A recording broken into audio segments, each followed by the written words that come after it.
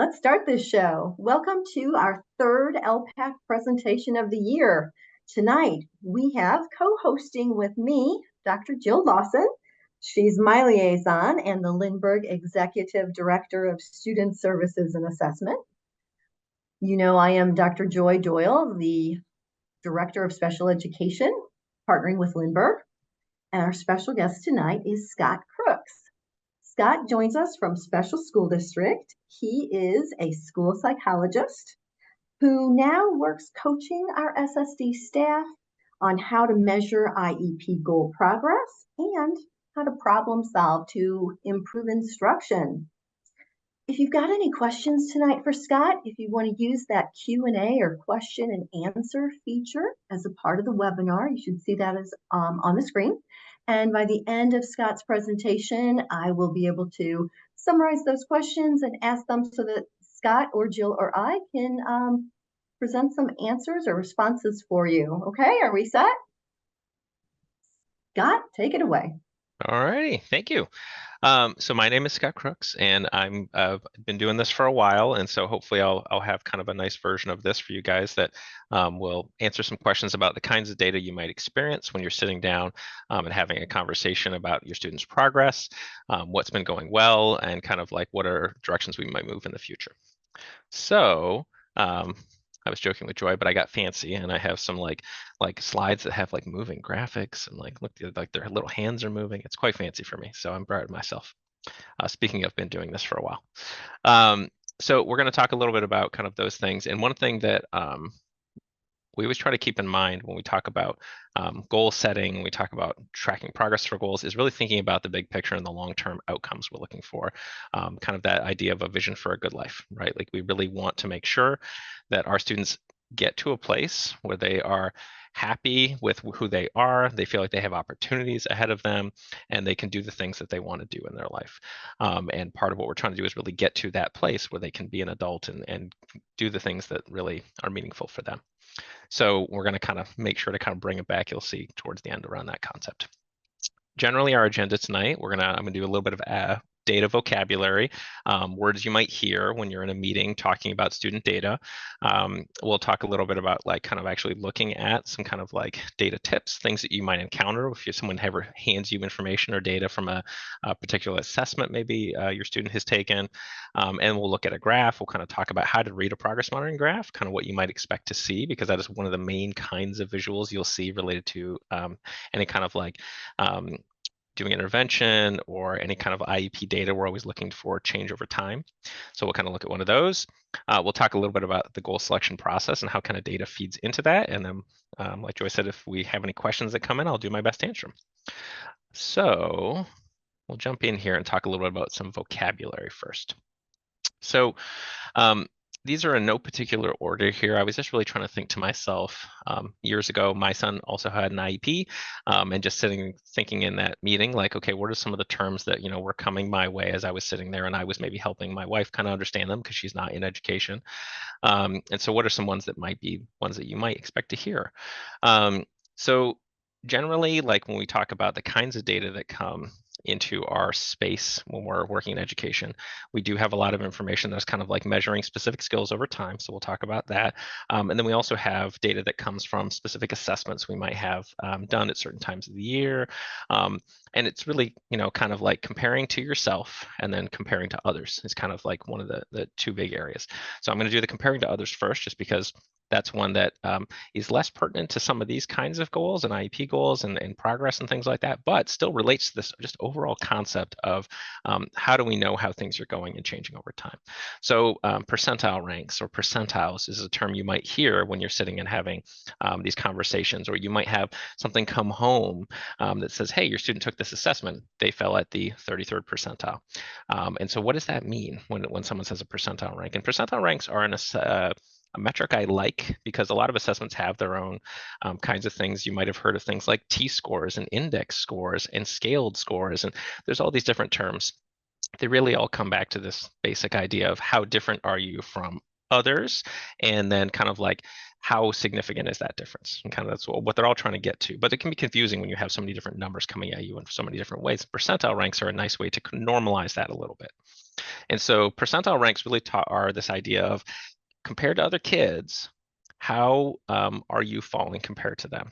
And so one of the easy ways to think of it is, so if you did have a score that you got that said, okay, well, my student scored at the 33rd percentile, what it means is they did better than 33% of students who took that same assessment, and they did worse than basically all the students above them, right? So whether that's, so in that case, it would be what, 66% of students, right, did better than they did. And so this idea that kind of it tells you, here's where you fell in the scope of everybody. And there's this concept of bell curves, and we all kind of clump together, and that's our average range, and that's how we make decisions. But really, when you hear percentile rank, it's telling you, here's how kind of you fell. And generally, when we talk about percentile ranks, there's a few different versions of this, but generally, if you're in the big chunk in the middle, we're saying you're kind of where we expect most kids at either your age or grade to be. So you're kind of in that spot of like you're in the, say, the 25th percentile to the 75th percentile. You might be in the 16th or 17th percentile all the way up to the 84th, kind of depending on kind of the model that they're using. But they really look at, like, because it is a bell curve, it's this kind of everybody kind of clumps in the middle. It really does mean that if you're in that middle section, you're about where we'd expect you to be compared to other kids that we've kind of normed this on, which is this concept of like, it's our comparison, who we're comparing them to. So percentile ranks are the kind of things you might hear, and you might hear coming your way. And it's an important metric for us to know, how do you compare to different groups so that we can tell how different are things for you right now? How difficult might it feel, or how easy might it feel compared to other kids at your age or grade? The other stuff that we might hear more commonly when we're talking about kind of progress over time is this concept of progress monitoring data, and the different terms that you might hear when you're talking about kind of how students are doing over time. So when we talk about progress monitoring, it really is kind of like these little checks to kind of see how we're doing. It's usually not assessments that take a long time. We actually aim for them to be as short as we can while still being reliable and valid and good measures of that particular skill.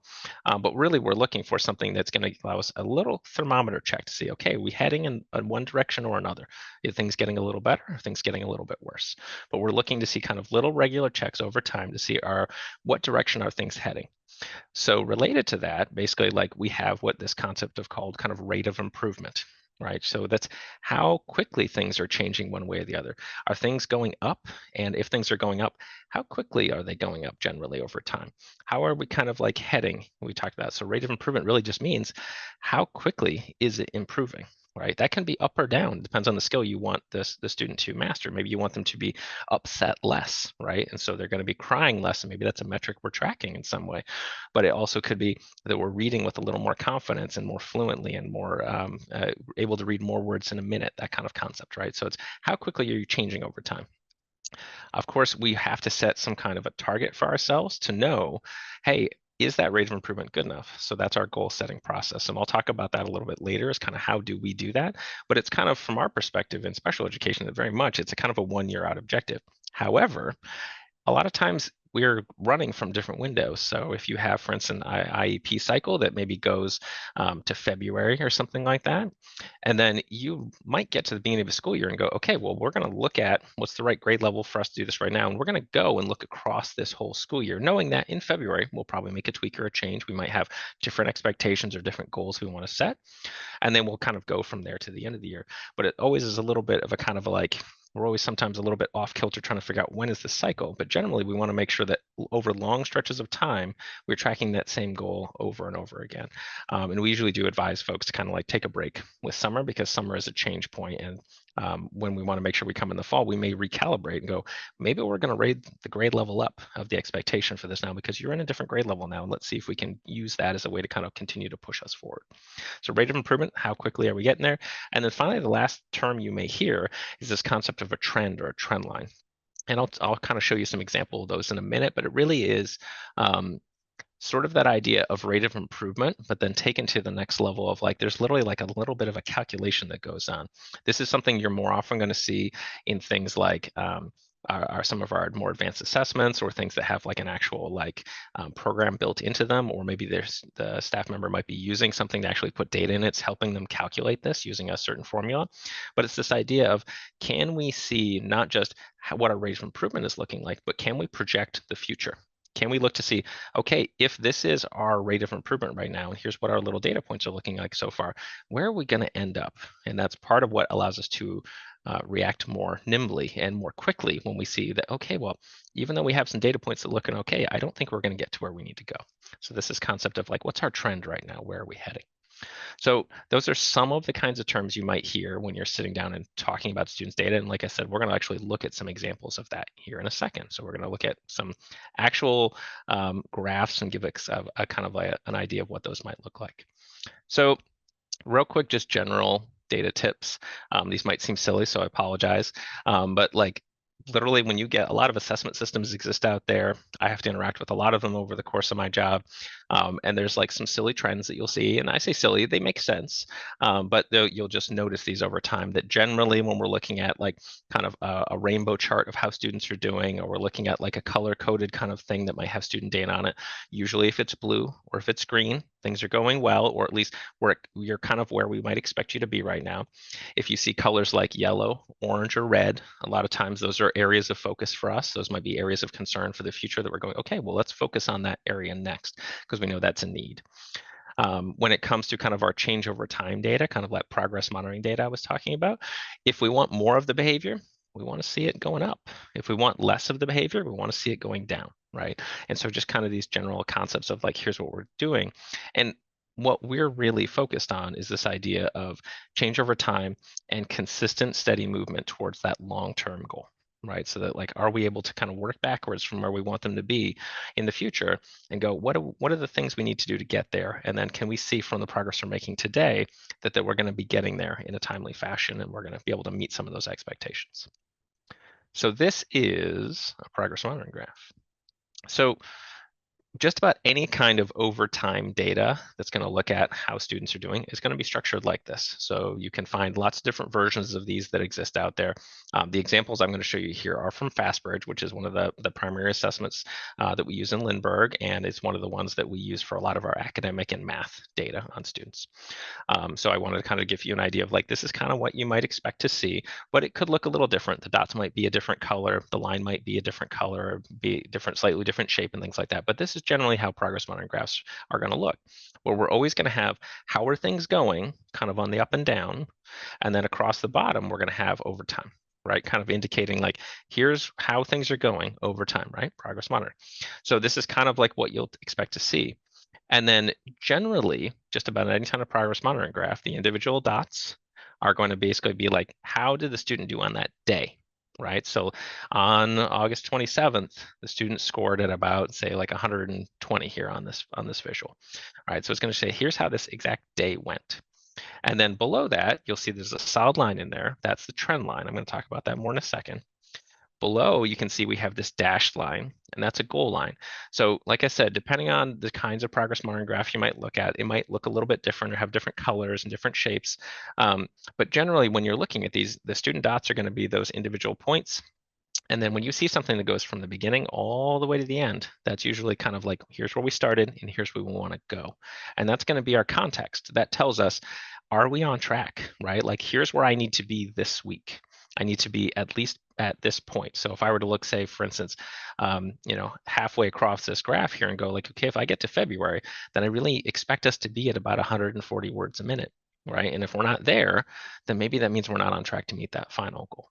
Right, so it gives us a little bit of like point in time, how close are we to where we should be right now? So the reason why, though, we have this additional line over here is because these individual data points sometimes are not always the most trustworthy. And you absolutely might see this when you're looking at your student's visual. Because these assessments a lot of times are pretty short, they might be 1 minute, 2 minutes, 3 minutes long. They're intended to be as short as possible because we know what actually makes progress is instruction. We want most of our time to be spent with the teachers being able to teach. If we spend a whole bunch of time assessing, that's not teaching. I'm an assessment person. My job title is measurement assessment coach. I love this stuff, but actual direct assessment doesn't provide a lot of learning. right? And so really what helps us learn is the actual instructional time that goes on. So what we want is the maximum amount of data with the least amount of instructional cost. And so what we're trying to do is use things like curriculum-based measures and other quick formative assessments that help inform our teaching day to day, help us steer that ship so we'll make sure we're moving in the right direction and we can see whether that long-term objective is going to be something we're going to be able to hit. But at the same time, doing very quick assessments so that we're not using up our valuable time. That means, though, that sometimes these data points will bounce a little bit. And you can imagine these scenarios where, like, if you have a student come in, maybe they just had kind of a rough day, right? Maybe the lunch today was not their preference and they didn't eat it. And so they're just like really not feeling great this afternoon. And so their data point suddenly dips. Or maybe they come in and they actually had they saw someone earlier today that actually kind of primed the pump for them on this topic. And they're really excited and they're like, oh, I just got to practice doing some extra reading with my teacher and I'm going to go in and I'm going to do this assessment. And maybe they bounce up a little bit. And that's normal variation. We expect that to happen. Basically, you're going to have some good days and some weak days and things like that. So you can expect those individual data points to bounce around a little bit. That's normal. If you were to look at this concept called standard error of measure, but it's basically this term we use when we design an assessment. It really just tells us how much kind of bouncing around might we expect. Most assessments that are timed like this, and this goes for just about any timed assessment, have a fair amount of those. They have an expected amount. And so we're okay with that. So the reason why we need additional metrics and additional ways to kind of look at this is because we don't want anyone getting too focused on an individual data point. And that's something I talk with teachers about too, is if you see a data point jump way up or jump way down, don't get too excited. Let's see where the trend is. Where are we generally heading? And what that solid blue line in this case is basically telling us is, here's where we're headed. Here's where we're hoping to go long term. And so this is basically going to look at those individual data points, and then it is going to try to put that together and say, okay, based on what I've seen so far, here's the direction we're going. And it can be misleading because you may have data points that look pretty good, but maybe aren't as good. And I have a couple examples here that we can look at. So that trend line helps us really calibrate around those different bouncing data points that we might expect and really have more confidence that, okay, here is the direction we're going, then what decisions do we need to make based on that? So here's a few different kind of examples of trend lines moving in different directions and data moving in different directions. So just kind of, you can see obviously over here, if you have the left example happening, thumbs up, things are going great, right? We can see that we have all these little data points bouncing around here and this trend line is kind of shooting right up, right? So things would be going very well in that particular case. You want to keep doing what you're doing there, hopefully, if this is kind of a behavior you want more of. In this case, it's reading. So yeah, that's great for us. If we look at this middle one here, though, you can see we have some data points, but our trend line looks a little bit flat, right? It's hard to tell. It's one of those situations where, maybe it's actually going okay. In a situation like this, basically like what we might expect is either we need to make a change, a tweak, maybe not a dramatic tweak, but we need to make some kind of change to what we're doing probably, or we might need to gather a little bit more data too. And so both of those are scenarios where we go we might not have enough information to make a decision, because if you notice here, we have basically 4 data points, and that's not a lot of data for us to be making a long-term plan around. However, it is absolutely one of those things where we might say, let's make a tweak to the way we're doing this. Let's see if we can improve things a little bit, because that certainly is not the direction we would like to see this a lot more strong growth as we move forward from here. And then finally, our third example here, this is an indication that things are definitely not going the way we want them to go. If we can see that our goal line is going up, we're really going the opposite direction. And in cases like this, we kind of really want to make a more significant change to whatever our instructional plan is. We need to kind of move that way. So generally, the trend line is what's going to point us in the direction of well, where do we think we're going to end? And if that's the case, then what do we do? So here is kind of a bigger version of that. So this is kind of one that has a lot more data on it over time here.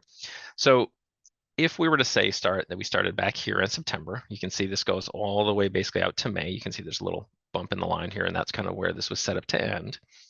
We have our individual data points. We have quite a few of them, which is good. We want to see regular data collection occurring. One note that I'll give on that, in case I forget to say later, is that depending on the assessment, some of them happen more frequently than others, and that's normal. It kind of depends on what we're trying to gather information on. In this case, we're looking at basically oral reading fluency. It takes 1 minute. It's the kind of thing we generally say, if you can do it weekly, that's good. The more data we have coming in, the more quickly we can tell how things are getting better or worse and respond to that in some way. Some things you can't necessarily assess every week.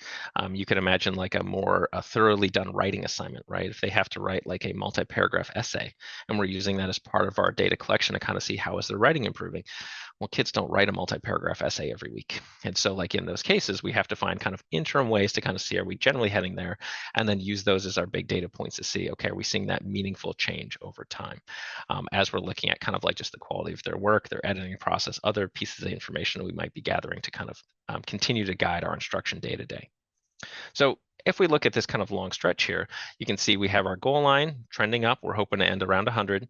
We have kind of the initial data points the student had, and we kind of see this trend line is kind of like going up, but maybe not as dramatically as our goal line is, right? So we already have kind of a red flag here. Occasionally, some of these visuals will have additional pieces of data on them too. And so in this case, you can see basically there's this what FAST calls a projection line. But basically, you may see these additional kind of visuals on here. Where like this, in this case, it's kind of like this row of boxes. It's not my favorite version of kind of adapting these, but I think they were just trying to find some way to make it pop out a little bit. It's basically a more advanced version of a trend line. So it's them basically doing some kind of fancy stuff with machine learning and kind of looking at like, well, when students have data points like this, where do they usually end? So it's really trying to project the future for you, kind of say, here's where we're going to end up. In this particular case, if I'm sitting and looking at the student's data, I probably would be making a change, right? We're still getting better. Our trend is up, but we are not going to hit our goal, right? And if that's what we really say we need to get to by the end of this year, then we're not going to hit it. So we need to make kind of an instructional tweak. We need to go in here and say, what do we need to do differently to hopefully get this moving? And so we can make that. And so we'd expect to see kind of like a mark on this visual to kind of say, hey, okay, here's the change we're making. Here's what we're doing moving forward. Additionally, you may see additional information depending on the assessment. They may have some more things on there like kind of error patterns, things like that. In this particular case, it just you'll see kind of right below it also has just kind of an overall number of errors that are occurring. So there may be more there. And I would say ask questions if you're looking at one of those visuals and you have questions and you're not sure. If the teacher you're talking to says, I don't totally know the answer to that, then they'll ask me and I'll make sure that we get that information to you guys. There's a lot of different assessments try to add a lot of bells and whistles onto things, which is wonderful. Sometimes they can be more confusing than helpful. But generally what we're trying to do is it gives us more information to make decisions. And so we will kind of make sure that we get that. We want to have that available to us because then hopefully it will help us make a better decision moving forward. Other things that you might just see is things like student work, right? Like, so kind of here's how we started the year, here's how we're ending the year, right? Like, what change have we seen? Is that the way we wanted to go? Is that enough change, right? And that can be a very powerful piece of data for us because it's not just quantitative. Like, I love this stuff. It gives us some numbers, some clarity, here's where we're going. But sometimes it's more meaningful to a student, especially to be able to look how far you have come. Right? We have made like meaningful change. Other people can see the change in what's going on with you. And so that could look like, a writing sample. It could look like a recording from like, here's how you read at the beginning of the year. Here's how you're reading now. Look at the change. Look how much better you sound and more confident you sound when you're reading that, how you're using inflection. All these other good things are occurring. Maybe looking at kind of like some of the things that they did with as far as math work, whether they're looking at even video recordings of themselves, maybe socializing and interacting with other people, right? Like, how can I see how much better things look now than before, right? Or if we're looking at some of that pre and post and it doesn't look as different as we want it to, then that's a conversation then that IEP team can have to be like, okay, well, did we aim at the right goal? Did we support it correctly? Do we think we need to be focusing on something else? Or do we need to really make sure that we increase our support for this? Additionally, you may see things like teacher rubrics. You may see teacher created assessments, things that come from other basically like instructional materials. So a lot of times intervention materials we might be using with a student might have their own assessments really built in. So their own way to kind of guide their progress and say, okay, within this program that we're doing, here's how that's going. Here's when we're ready for the next component to that program. We're ready to move up. So you'll see lots of different kinds of data. A lot of times what it's really trying to do is guide both the teacher day to day, but then also that IEP team to really think about like, how are we moving forward over time and kind of how does that look? when I sit down and talk with teachers and they bring student data to me, we always have a conversation about whenever we're reviewing or reflecting on data, we're always making a decision of some kind. And so one of the ways that we make decisions in special education in our county is through a process called data teams, where we literally do bring students and we have discussions about, okay, here's what my data looks like right now. I have concerns about that we're maybe not making enough progress. And then the team basically works together. So you have a bunch of other instructional experts sitting around the room, problem solving. What are some things we could try? What are some changes we could make? Have you heard about this new excellent resource? Have you thought about bringing in an expert? Like that kind of stuff, so that we can basically continue to problem solve and improve our practice day to day, while also making sure we're meeting student needs and really reflecting and building our skill and looking at that data. So when we're having those kinds of discussions, the kinds of things we talk about is like, anytime we look at any student data, we're going to make a decision. The decision might be that, hey, things are going really well, right? Thinking back here, like if you have one of these left-hand side things, your decision probably is going to be, well, I'm going to keep doing it. It's working great, right? Let's keep doing what we're doing. Or I might even make a decision about, maybe let's increase the difficulty, right? Like maybe right now we're reading in a third grade, or we're doing, like we're working on single digit multiplication. I think we might be ready for double digit multiplication. I think we might be ready to move on to kind of a more challenging task, because I think they have this down and it's going very, very well, right? So we might maintain or we might increase the difficulty and kind of change what we're doing. Um, if we have maybe more like the right-hand side and things are definitely not looking very good, all right, so then I might need to do something different, right? I need to make an instructional change. I need to figure out exactly what it is that I should be doing going forward, because what I'm doing right now is not getting us there. We are not going to meet our target. We are not going to meet our goal. And the student is not going to be kind of where they want to be moving forward. That might be that I talk to my team. They might have ideas for me. We might have some problem solving discussions. We have resources around kind of like different ways to intervene and provide supports for students. Or it might even be beyond that and say, like, I'm going to reach out to some of our experts. I'm going to ask my literacy coach or my math coach, or I'm going to ask my social emotional behavior effective practice specialist to come out and like help us figure out and problem solve what are some additional things that I can do to really intensify my service, make sure that we're really targeting the right skills, all those kinds of things. And it can be one of those things where we really do encourage folks, like if you feel like you need that additional support, reach out. We service so many different kinds of needs. There's so many different kinds of skills kids are constantly needing to learn. And it's hard to be a master of everything. And so we have a lot of resources available for folks to kind of reach out, bring in people, and help them problem solve, to kind of keep moving in that right direction. And then the last choice sometimes might be, we don't actually have enough data to make a decision yet, right? So what we need to do is go gather some more information. And then next time we're going to get together, this is who we're going to talk about again, because we're going to have enough data then to make a confident decision. Or in the interim, we might say, I just really need a couple more weeks, then I can make a firm decision. And then I'm just going to make a decision to call out for some help, because I can tell I need it at that point. So kind of the idea, like they might be having conversations like this. Now, you are also going to get some information coming your way in the form of like progress reports, right? So as we're kind of going through the year, you'll get little notes home kind of saying, hey, here are the IEP goals we're working on. Here's how those are going right now. Generally, these are the kind of the buckets they're going to fall in.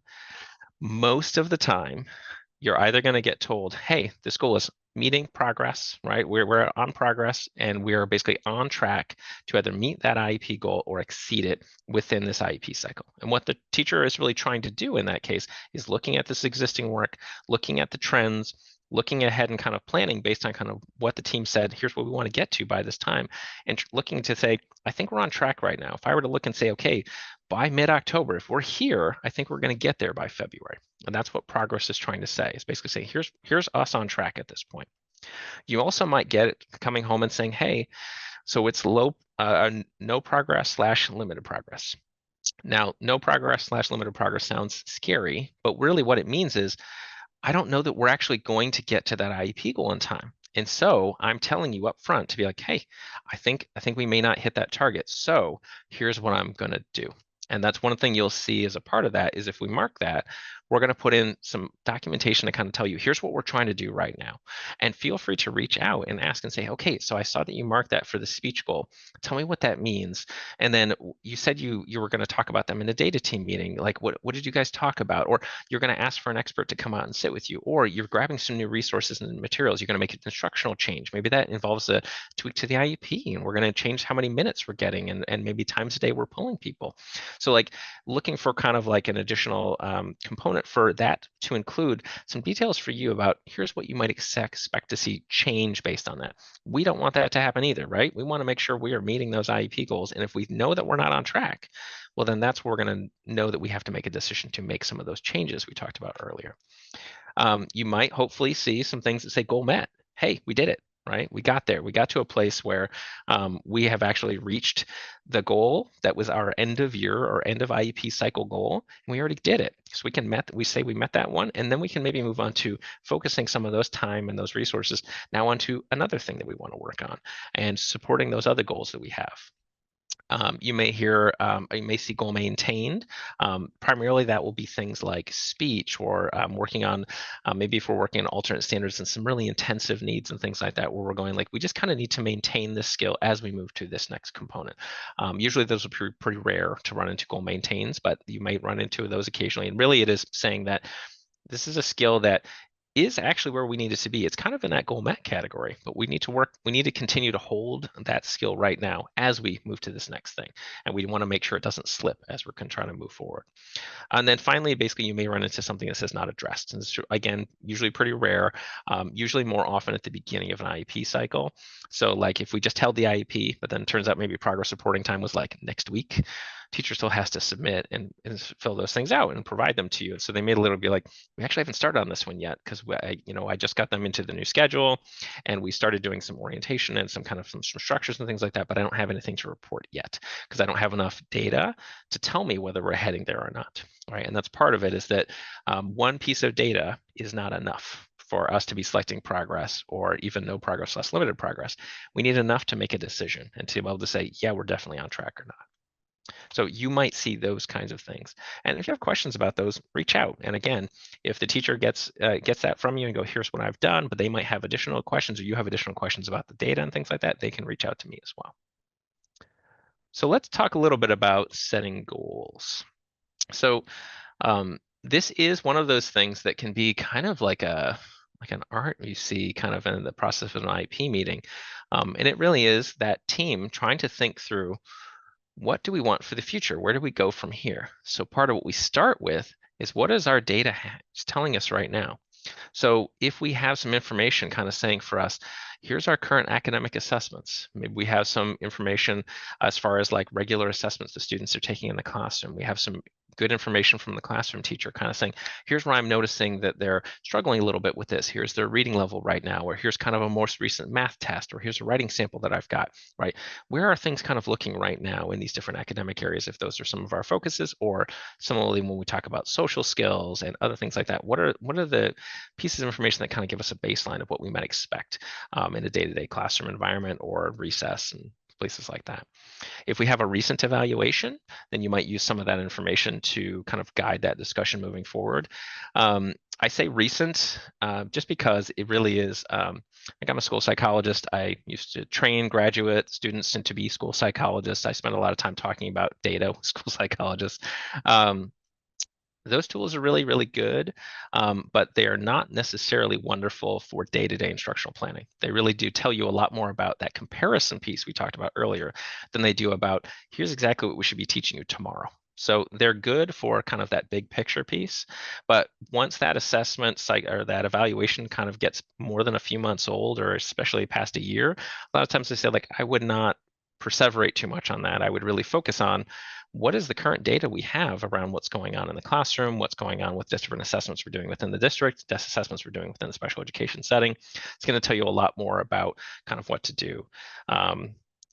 The researchers within like multi-tiered systems and kind of will say a lot this idea of, like, if you want to know how someone reads, have them read to you. Like, it really is, the closer you can get to the actual activity the student's going to do, the better you're going to know kind of how they're doing in that particular thing.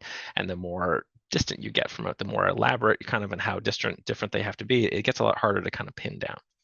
So to that point, a lot of their most valuable data on an annual IEP cycle is kind of, how did the last IEP goals go, right? Like, were we making progress most of the year? How did that progress look? Were we really gaining at a pretty rapid rate in some of those areas? Were there some that were kind of stagnant and really took a lot of effort on the student's part and the educator and family's part to really kind of make movement there? How did that look kind of as we looked at kind of those goals? Are there some that we met that we know, hey, this is a great building block for this future skill now that we think we're going to work on? And then additionally, just there's going to be good qualitative data. So like just data from people sharing their experiences, their observations of the student. Here's what I'm noticing is really frustrating for them right now. When we're at home and we're doing some reading at night, here's a pattern I'm noticing over and over again when they're trying to read to me. Maybe when we're out in public and these things are going on around, we're on a field trip and I notice that they're really getting anxious about this. And so like that kind of qualitative data can be very valuable to help us kind of identify what are some new focus areas, some priorities, and additionally, really talking to that student a little bit and saying, hey, what do you think is most important? Right? Where do you find to be the most frustrating thing? Like one thing that I really loved about sitting down and doing evaluations with students was I would sit and I would just talk to them for a while, ask them, hey, how things are going? How are things going? What's your favorite subject? What is the thing that kind of stresses you out the most? What are areas in your school day that you just don't really like, right? And really getting a lot of that information from the people who are living it day to day and using it to help guide that conversation. So you really start with kind of like, let's get it all at the table. What do we know right now? What is our current state?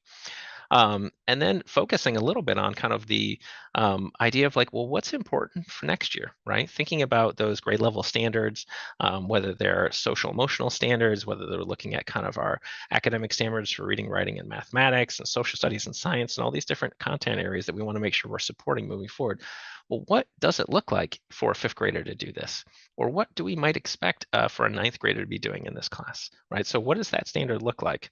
And there's just a lot of standards. There really are. And so, what are the ones that are going to give us the most bang for our buck? Some have real power to move us in lots of different areas. And there are this concept of a priority standard. So, this idea of like, these are the ones that we really know are extremely valuable and can really have a significant impact in a lot of different areas and for that student's life. So, are those the ones we're prioritizing? And then which of those, as we look through them, are kind of the ones we think are really going to be important for success next year? And then finally, trying to always keep within our mind this idea of like, what is our long-term plan, right? Are we really thinking like, okay, we're planning ahead, we've talked to the student, we know they really want to go to college, right? So that's our focus. Well, what skills do you need to be successful as a freshman in college, to get into college? What do we need to make that? How do we work backwards from there to say, what are the skills you need along the way? How do we look at our current data and go, how does that connect, right? What are the skills that we can provide you supports for, accommodations for, but then what are the skills you would need to continue to build if you want to be able to do that? Or maybe your focus is competitive employment and you really want to make sure that you can go into a vocational skills training program and really be able to hold down a job and make money. And that's really important moving forward. Maybe we want to go to a tech school and we want to really go into, like actually having a trade where you can really, like work with your hands more because maybe that's the student's passion and that's something that is more important to them. What is that vision for a good life? And what kind of we want to see for the future? And then let's work backwards from that. And that can help us then figure out what are those priority standards are most important and which of that data can best guide us to be like, well, here's where I think we can get the most bang for our buck next. If we know that they've mastered this, and that would then help them build this skill, which then will ultimately move us forward to getting to kind of where they want to be as they move out of kind of K-12 education into kind of their broader life. So it's a lot of trying to kind of a lot of moving pieces that going on there, but always keeping in mind kind of where do we want to get to? Where are we today? And then what's that next step we can take to get to that big piece moving from where we are today? Sometimes when we're talking about dual goal setting, it can be tricky, and the team can sometimes have to really think about this idea of like, how do we set that goal for next year? Like, what's enough progress to get us there? Sometimes it can be easier because we can look at things like we might have really clear research on it. So like if we were looking at like the way that you say learn addition and subtraction, like we have a lot of research on that. We have really good patterns where we can look at like what's typical growth over time. So I has on my little thing here this concept of norm referenced. So I kind of mentioned this earlier. I won't say reference this earlier, but I mentioned this earlier. But this idea of it's that comparison, right? So norm reference really does mean, okay, so we took maybe a lot of third graders and we gave them all this exact same thing the exact same way. Well, how did you do compared to them? That's a norm reference, right? It's giving you basically like a normal group or a norm of some kind to compare against. That's what we're referencing. Okay. And so there's research out there that will, for instance, tell us like, well, how much improvement should we expect to see week over week when it comes to maybe learning subtraction? And then if we know that's how much improvement we might expect to see, if you're here, how much improvement might we expect you to be able to make regularly so that we can get you caught up if we think you're not where we need you to be, right? And we have some very clear pieces of information and data on that. So that can help us kind of do goal setting if we know here's where we are right now. We really know that this is an important standard for next year. We want to make sure that we continue to build that skill. We know subtraction is really important as we move forward into other areas of mathematics. And we know that like long term, that's a skill they're going to need just in their life, right? And so if that's something we're going to do, then we can say, okay, here's where we are today. And then our research kind of says, and our system tells us, hey, if we can gain this much more every week, then that's going to get us there. And if we do the math that if we're going to do this for then 40 school weeks or 38 school weeks, then we can just figure out, okay, well, if you're here, here's how we can get you to here. And that's going to be our goal then. And that's going to be kind of what we're going to aim for. We're going to try to make at least that much growth every week to get you to this long-term goal, right? We can just kind of add them together. Sometimes it's not always that easy. So that kind of stuff is fantastic and fabulous for us when available, but it doesn't always we don't always have it. So I mean, we of course have students who have goals around kind of like socializing, maybe having reciprocal communication. We might have goals around swallowing and making sure you can safely swallow and not choke and things like that. Mobility, lots of different areas where just the body of research is just not as strong. We don't have as much clear information about how quick is quick enough, right? Like how do we pick that point? So in those cases, a lot of times what we're trying to look at is like, okay, well, let's look at how the past year went. Let's look at how those IEP goals that we were focusing on were going, or let's look at maybe some of our data from the classroom and kind of like what improvements were we seeing, and then let's use that to make our best guess at kind of a reasonable rate of growth, right? Let's say what could we expect if we know that right now we want them to be able to do this and maybe have say 3 or 4 back and forth pieces of communication. We think that would be really good for their age because we've seen kind of generally other kids at this age can go back and forth this many times. Right now, they can only do it one time in a social situation, and we really want to try to get ourselves up to that point. Do we think we can do that in 1 year? Does that seem kind of what we know based on all this other previous data? Does that seem feasible? And maybe yeah, then okay, let's aim at trying to get to there over the course of the year. And then we can use these little kind of piece of our progress monitoring data along the way to kind of say, are we generally getting there? Are we going to be able to have that much back and forth as we get to the end? But we don't necessarily have a nice clear, just look at this number and then do this, right? So we're not always kind of fortunate enough for that. But part of what we're always trying to do is think of it in that big context of how do you set a goal for the future, knowing that, hey, we're moving forward developmentally. Everyone's growing every year. How do we make sure we support that growth so that this person who we're supporting here through this IEP process is going to be able to continue to meet their needs in that classroom environment, have the supports they need, be able to advocate for themselves, feel for themselves like they're making progress and they can really notice that progress. And so looking at it kind of from that big picture of all these other components, and then also making sure that we're looking at that long-term journey and making sure that we're kind of looking at if we can at least get us to here, that can give us another building block to move forward from there. So it is one of those things that can be a little bit of a challenge sometimes we don't always have very clear guidelines. We do sometimes in some of the most common academic areas, thank goodness, we really do have some clear guidance on what growth we might expect, but we have to put it in context of previous growth, kind of where we hope to go from there, and recognize that these students have a disability, right? That's part of why we're providing these additional supports. It's part of why they need them, is that it's not always going to be a easy process for us to make those week over week gains. We're working with someone who's got an additional challenge here. It really is trickier for them. And so we need to have that in mind as we're working on intensifying and supporting them through this process, that we're constantly trying to work from a position of, we know that the outcomes for you may not be good, so we're gonna try to break that prediction.